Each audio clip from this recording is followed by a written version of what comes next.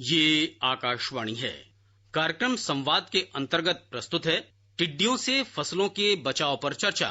इसमें भाग ले रहे हैं कृषि विशेषज्ञ हरवीर सिंह और पत्रकार संजीव मुखर्जी। हरवीर जी, इस बार हमारे देश में टिड्डियों का जो अटैक हुआ है वो कितना व्यापक है, किन किन क्षेत्रों में ज्यादा फैला हुआ है, किस तरह से आप इसको देखते हैं? 97 के बाद पहली बार इस पैमाने पर ये आए हैं टिड्डी दल हमारे देश में। अप्रैल के एंड में इन लोगों ने एंटर किया पाकिस्तान से भारत में। ये राजस्थान में आए, गुजरात में आए, मध्य प्रदेश के कुछ हिस्सों में गए और अभी हरियाणा में कुछ हिस्सों में गए। तो ये अभी यहाँ तक आए। बट फॉर्चुनेटली जिस वक्त ये टिड्डी दल हमारे देश में आए उस वक्त कोई बड़ी क्रॉप फील्ड में नहीं थी। ज्यादातर क्रॉप की कटाई हो चुकी थी, हार्वेस्टिंग हो गई थी।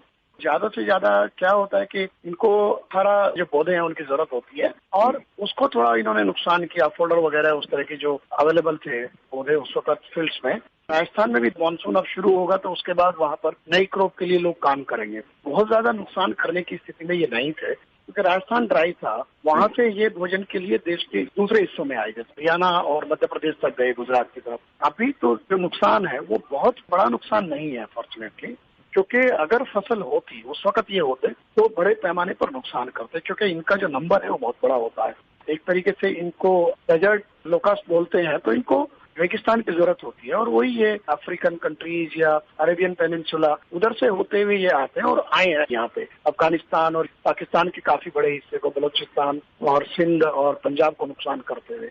और अभी लगता है मुझे कि सरकार ने जो मेजर लिए हैं उसके कंट्रोल करने के लिए उसमें अभी और ज्यादा पुख्ता रणनीति की जरूरत है। हालांकि अगर आप पीछे जाएंगे तो लोकास्ट का कंट्रोल का एक सिस्टम भी है हमारे यहाँ और वार्निंग सिस्टम भी है। जो वेदर ग्रुप की रिपोर्ट आती है अगर उसमें आप देखें तो उसमें एक कॉलम होता रहा है लोकास्ट को लेकर के भी। तो हम लोग का ये सिस्टम तो बना हुआ है और क्योंकि अनडिवाइडेड इंडिया में ही सिस्टम बन गया था 1939 और फिर इंडिपेंडेंट इंडिया में भी हम लोगों ने सिस्टम बनाया था। लेकिन ये जो अभी अटैक है इनका, इसको तो जो हम टैकल कर रहे हैं वो इम्पोर्टेंट है हमारे लिए। लेकिन अब उसमें एक थोड़ी चिंता की बात ये है कि जून में ब्रीडिंग हुई है राजस्थान में, वो तो इधर आया अभी, क्योंकि एक तरीके से जो इमेच्योर एडल्ट जिसे हम बोलते हैं वो ये लोग हैं। अब ये दोबारा अगर ब्रीडिंग होगी इनकी और अफ्रीका से फिर से उधर से ये ओमान और अफ्रीकन कंट्रीज और गल्फ से आएंगे अगली बार, खासतौर से जो FAO का उसको फोरकास्ट है वो जुलाई में है, जुलाई 3rd वीक के आसपास। ये डर है कि वहां से जो हॉर्न ऑफ अफ्रीका है वहां से अगर टिड्डी के स्वाम्स चलते हैं तो आप भी जानते हैं इनका पॉपुलेशन 40 मिलियन 50 मिलियन तक होता है। तो उसको लेकर के हमें अभी से अपनी स्ट्रेटजी करनी पड़ेगी, क्योंकि रीजन ये है कि तब तक जो हमारी खरीफ की फसल है वो ऊपर आ चुकी होगी और राजस्थान में भी मानसून आ चुका होगा। तो ये अभी हमें देखना पड़ेगा। जो वेजिटेशन ग्रोथ है इनको अपने भोजन के लिए उसकी दरकार होती है। यहाँ पर हमें आगे की जो स्ट्रेटजी है उसको लेकर के सरकार और जो हमारे विभिन्न विभाग हैं, मिनिस्टर ऑफ एग्रीकल्चर और बाकी, उनकी क्या रणनीति होती है वो बहुत इंपॉर्टेंट होगा देश के किसानों के लिए। इस बार जैसे मानसून पहले आ गया और मानसून के कारण हमारी सोइंग भी इस बार बहुत जल्दी आगे बढ़ रही है, तो अगर ये स्वयं फिर से रीजनरेट करते हैं जुलाई के महीने में या मान लीजिए जुलाई के मिडिल तक, तो हमारी जो फर्स्ट क्रॉप है उनको काफी इम्पैक्ट हो सकता है। तो इस पे आप क्या कहते हैं कि हमारी स्ट्रैटेजी क्या होनी चाहिए? क्या हम कंटेनमेंट मेजर्स को और इम्पैक्टफुल बनाना चाहिए? क्या हमारी जो पेस्टिसाइड और इनकी जो छिड़काव है उसको और सघन करनी चाहिए या हमारी जो मॉनिटरिंग मैकेनिज्म है उसको और स्ट्रेंथन करनी चाहिए? एक चीज तो आप मानिए जो हमें हिस्ट्री बताती है 30 से लेके और मिड 90s तक कई बार इनका जो लोकस्ट प्लेग बोलते हैं उसके अटैक हुए हमारे देश पे। उसके बाद से इसमें कमी आई है। जैसा आपने ठीक कहा है कि मानसून आ गया है और वो धीरे धीरे देश के सारे हिस्से में फैल रहा है और जो हमारा वेस्टर्न इंडिया है वहां पर भी आगे फैल जाएगा। और ये जुलाई वाला उसको लेकर के जो आशंका है उस वक्त तक ग्रोथ ऊपर आ जाएगी। और ऐतिहासिक रूप से ये रहा है कि फसल को तबाह करने की जो इनके अंदर क्षमता है वो बहुत जबरदस्त है। ऐसे में पहला है वार्निंग सिस्टम। हमारे जो नेबरिंग कंट्रीज हैं जिधर से ये आ रहे हैं उनके साथ हमारा कैसा तालमेल है। हालांकि स्काइप पे और उसके जरिए पाकिस्तान की जो संबंधित अधिकारी हैं उनके साथ हमारी मीटिंग्स हुई हैं, तो उसको मिटिगेट करने के लिए जो दूसरे देश हैं जिधर से ये आएंगे तो वहाँ वो कितने कारगर साबित होते हैं उस पर एक बहुत पैनी नजर रखनी पड़ेगी और उसके हिसाब से हमें अपनी स्ट्रेटजी को पुख्ता करना पड़ेगा। पहला सबसे इम्पोर्टेंट है इसमें इंफॉर्मेशन, टाइमली इंफॉर्मेशन हमें मिले, जिससे कि किस तरीके का संकट आ सकता है उसी अनुपात में हम अपनी तैयारी करें, क्योंकि ये किसी किसान के बूते की बात नहीं है, ये सरकार को करना पड़ेगा। हमारी केंद्र सरकार का जो एग्रीकल्चर मिनिस्ट्री है और क्रॉप प्रोटेक्शन के जो डिपार्टमेंट्स हैं और स्टेट गवर्नमेंट, खासतौर से पहले राजस्थान और गुजरात पे फोकस करना पड़ेगा। इनके बीच बेहतर तालमेल होना चाहिए और तैयारियां होनी चाहिए, क्योंकि उपाय तो एक ही है कि आप पेस्टिसाइड स्प्रे करें, इनको ब्लीडिंग ना होने दें, तो ये हमें देखना पड़ेगा।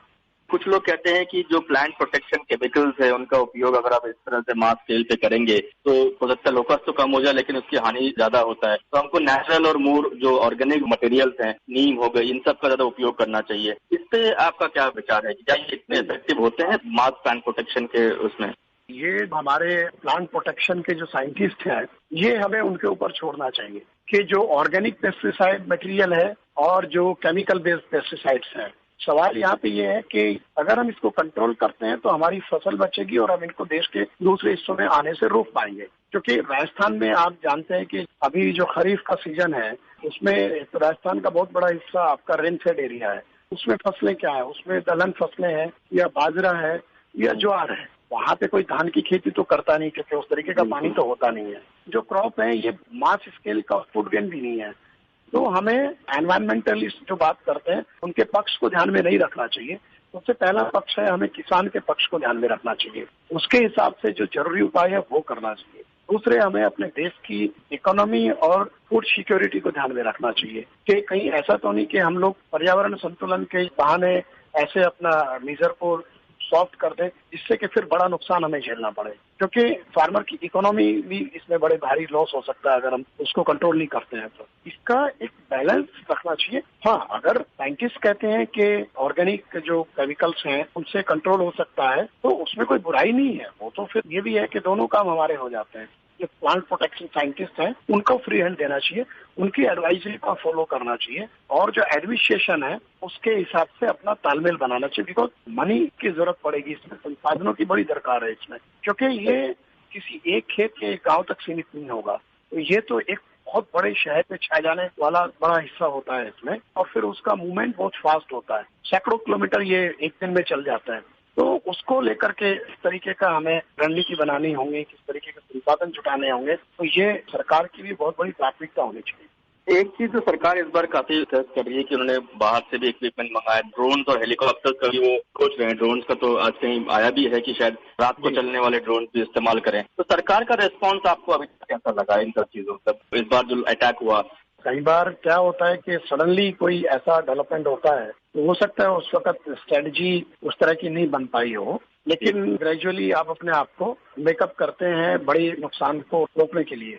तो वो ही तत्परता की जरूरत है। और अभी तक जिस तरीके से उनको ये फोकस फॉलो अप किया जा रहा है और देखा जा रहा है कहाँ जा रहे हैं और क्या उनका नुकसान है, ये आपने सही कहा कि इसमें 3 तरीके का रास्ता है। एक तो आपका एरियल स्प्रे है, जो आपके छोटे प्लेन होते हैं जो स्प्रे के लिए इस्तेमाल किए जाते हैं, हेलीकॉप्टर्स हैं, ये चल सकता है। और आपका ड्रोन भी है। आपने कहा कि जो अनमैन्ड एरियल व्हीकल्स हैं, खासतौर से नाइट में उनका ये फायदा है क्योंकि इनको लाइट चाहिए। नाइट में ये लोग यूजुअली एक तरीके से रेस्ट करती हैं तितलियां जो है, तो उनको रोशनी चाहिए होती है उड़ने के आगे जाने के लिए। तो उनको नष्ट करने में इस तरीके का जो स्ट्रेटजी है वो कारगर हो सकती है। और मैकेनाइज्ड जो स्प्रे है ग्राउंड के ऊपर, फार्मर्स मैनुअली करे या ट्रैक्टर से करे या जो दूसरे इक्विपमेंट्स हैं उससे करें। So we should have a combination of all these instruments, aerial भी हो, ड्रोन भी हो और मैकेनाइज्ड भी हो, क्योंकि मास स्केल का अटैक होता है इनका। अगेन आई एम टेलिंग के हमारा इंफॉर्मेशन का जो वार्निंग सिस्टम उसको सबसे ज्यादा स्ट्रॉन्ग करके इमीडिएटली एक्ट करने की जरूरत होगी। आपने सही कहा है कि एग्रीकल्चर मिनिस्ट्री कुछ डिप्लॉय भी कर रही है और उन्होंने सिविल एविएशन मिनिस्ट्री से इसके लिए ड्रोन को इस्तेमाल करने का, क्योंकि ड्रोन के लिए पॉलिसी बन गई है। Individual farmers can not deploy और उसमें भी उसका संसाधन लगते हैं, ऐसा चाहिए होता है। मेरे ख्याल से ये स्ट्रेटजी काम कर सकती है। अच्छा, एक जो बात साइंटिस्ट कहते हैं कि जो टिड्डियों का अटैक है वो directly related to climate change है, कि आपकी इस बार मानसून एक्सटेंडेड रही, कई जगह बारिश बहुत दिनों तक चलती रही, मार्च तक भी कहीं कहीं पे बारिश रही, आपकी मानसून लेट चालू हुई। Is it some relation with climate change? जो ऑब्जर्वेशन क्लाइमेट चेंज का लेकर के आ रहा है, climate change is a very long term study kind of thing. उसका जो इम्पैक्ट एनालिसिस है that needs a lot of research and periodical research. उसको आप ये भी नहीं कह सकते कि सडनली कोई चीज उसमें आउटकम होता है। No, it means 10 year, a decade और 2 डिकेड और 3 डिकेड स्टडी। जैसे कि अगर आप देखो कि बीच में क्लाइमेट चेंज को लेकर के बहुत बातें हुई थी। समटाइम इन 1996 एक स्टडी प्रेजेंटेशन किया था एक्सेटर, जो मैट ऑफिस है यूके का, उन्होंने वहां पर क्लाइमेट चेंज का क्या इम्पैक्ट आएगा एग्रीकल्चर के ऊपर और इंडिया पे क्या इम्पैक्ट आ सकता है। तो मैं अब कहता हूं कि आज उस बात को 14 साल हो गए, मुझे कोई वैसा इम्पैक्ट नहीं दिखा, because we are continuously covering this sector. और अभी तो देखो हम लोग बम्पर प्रोडक्शन कर रहे हैं और गवर्नमेंट ने अगर कुछ पॉलिसीज में चेंजेस किया है तो प्रोडक्शन का मिक्स भी हमारा बदल गया। जैसे पल्सेज में हम लोग सेल्फ सफिशिएंट हो गए, हो सकता है आने वाले दिनों में हम ऑयल सीड में भी हो जाए। Sugar, we are the largest producer of the world. बाकी ग्रेन भी हमारा अच्छा है, but at the same time scientist also keep working to develop new varieties which sustain in little bit change in the climate conditions। जैसे आपने देखा होगा कि DWR ने कुछ वीट का वेराइटीज उस तरह का डेवलप किया कि अगर टेम्परेचर थोड़ा बढ़ जाता है फरवरी के एंड में तो वो वेराइटीज सस्टेन कर जाए। अदरवाइज बहुत डर रहता है कि 1-2 डिग्री का भी अंतर आता है तो एक्चुअली क्रॉप प्रोडक्शन पे सीधा अंतर आता है उसका। ये चीजें चलती रहती है, बट अभी इसका कोई पुख्ता स्टडी तो नहीं आया कि ये क्लाइमेट चेंज की वजह से हो सकता है कि क्लाइमेटिक कंडीशंस कह सकते हैं, फिर प्रोलॉन्ग मानसून था या वहाँ पे ड्राई स्पेल उस तरह से हुआ, तो क्लाइमेटिक कंडीशंस की वजह से हो सकता है कि इस तरीके का अटैक आया है। जलवायु परिवर्तन जो हम बात कहते हैं, कई लोगों का ये मानना रहता है कि जलवायु परिवर्तन से ही इतनी इसमें इम्पैक्ट लोकस्ट और टिड्डियों का संख्या और ये अटैक बढ़े हैं इस साल है, तो जलवायु परिवर्तन का असर है। आप ये कह रहे हैं कि इसका अभी तक कोई कॉन्क्रीट या लॉन्ग टर्म स्टडी या लॉन्ग टर्म एनालिसिस या रिसर्च नहीं हुई जिससे हम इसको पुख्ता तरीके से ये एस्टैब्लिश कर पाए कि टिड्डियों की संख्या बढ़ी है और टिड्डियों का अटैक बढ़ा है क्योंकि जलवायु परिवर्तन का इम्पैक्ट एग्रीकल्चर पर दिखने लगा है। अभी तक कोई ऐसी बहुत बड़ा रिसर्च मैं नहीं देख पाया हूँ जो कि इन दोनों के बीच में एक संबंध स्थापित करता हो, टिड्डियों के अटैक और क्लाइमेट चेंज को लेकर के। अगर कुछ साइंटिस्ट में कुछ उस तरीके का स्टडी उनको ऑब्जर्वेशन में आया, उन्होंने देखा है, but it is very difficult मेरे ख्याल से उसको दोनों को बीच में अभी कोरिलेट करने में जो है। अरे एक चीज कहीं पे मैंने भी पढ़ा था कि टिड्डियों के खेती किसानी पे जो इम्पैक्ट है उसको लेके बहुत ज्यादा रिसर्च नहीं होती है। कितना इम्पैक्ट होता है, क्या वैरायटी हम इसके डेवलप कर सकते हैं जो टिड्डियां इस पे ना करें, या टिड्डियां ऐसी चीजें हैं जो कोई भी आप वैरायटी डेवलप कर लो कि उसमें वो फसल चट कर जाती है, चाहे कोई भी वैरायटी हो। इससे किस तरह की शोध होनी चाहिए जो हमको कोई वैरायटी डेवलप करे तो टिड्डियां उस चीज को अटैक ही ना करे, ऐसा क्या संभव है? एक चीज आप मानिएगा कि अगर हम हिस्ट्री में जाएं कि टिड्डियों का जो जिसे हम लोकस्ट प्लेग बोलते हैं, इसका पुराना जो हिस्टोरिकल एविडेंस है वो 1812 से मिलना शुरू होता है और 1843 से 44 के बीच में सबसे ज्यादा अटैक हुए हैं, ऑलमोस्ट 167 अटैक। उसके बाद 49 से 55 में 172 अटैक हुए हैं। होता क्या है कि अभी हम लोग जब बात करते हैं क्लाइमेट चेंज को जोड़ते हैं इंडस्ट्रियल डेवलपमेंट और लोगों का जो रहन सहन में जो बदलाव आया है, ओजोन लेयर और जो उस तरह की गैसेज आई हैं, इंडस्ट्रियलाइजेशन हुआ है या फॉसिल फ्यूल का ज्यादा इस्तेमाल हुआ है। But if you see historical evidence तो ये तो उस वक्त हुआ तब इस तरीके का इंडस्ट्रियल रिवोल्यूशन इस पूरे रीजन में नहीं था। इनफैक्ट वो ऑयल है, मिडिल ईस्ट में उस वक्त उस तरीके से उसका खोज नहीं हुआ था। But at the same time जैसे आपने कहा कि कोई ऐसा रिसर्च करें कि टिड्डी उसको नुकसान न, इट्स अ नेचुरल थिंग। जो लोकस्ट है टिड्डी है वो नेचर का उस तरीके का जीव है जिसका भोजन हरियाली है। दूसरे क्या है कि मल्टी क्रॉपिंग सिस्टम है हमारे यहाँ, सैकड़ों हजारों एक तरीके के वेराइटीज हैं और बहुत सारी फसलें हैं जो पैदा होती हैं। तो ये बहुत आगे का रिसर्च हो जाएगा कि क्या कर पाए, या तो उसमें कोई जेनेटिकल आप चेंज कर दें कि उसको खाना पाए वो। So but it is not very easy to go to this kind of research. उसके इम्प्लीकेशंस दूसरे हो सकते हैं, ह्यूमन बींग्स से भी उसके इम्प्लीकेशंस हो सकते हैं,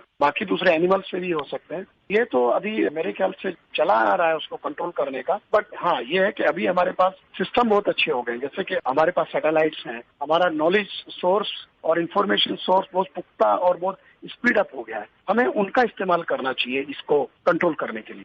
कमोबेश ये हम मान के चल सकते हैं कि हमारी जो स्ट्रैटेजी है वो अभी भी बहुत ठीक है और हम उसको और सुदृढ़ कर सकते हैं ताकि टिड्डियों के इस तरह के प्रकोप आगे न देखने को मिले। बात करने के लिए बहुत बहुत धन्यवाद हरवीर जी। धन्यवाद। कार्यक्रम संवाद के अंतर्गत अभी आप सुन रहे थे टिड्डियों से फसलों के बचाव पर चर्चा। इसमें भाग ले रहे थे कृषि विशेषज्ञ हरवीर सिंह और पत्रकार संजीव मुखर्जी। ये कार्यक्रम आकाशवाणी के समाचार सेवा प्रभाग द्वारा प्रस्तुत किया गया। इसे आप हमारे mobile app news on AIR पर भी सुन सकते हैं। इस कार्यक्रम के संबंध में अपनी प्रतिक्रिया आप हमें ईमेल कर सकते हैं। पता है AIRNSDtalks@gmail.com। ये कार्यक्रम फिर से सुनने के लिए लॉग ऑन करें हमारी वेबसाइट newsonair.com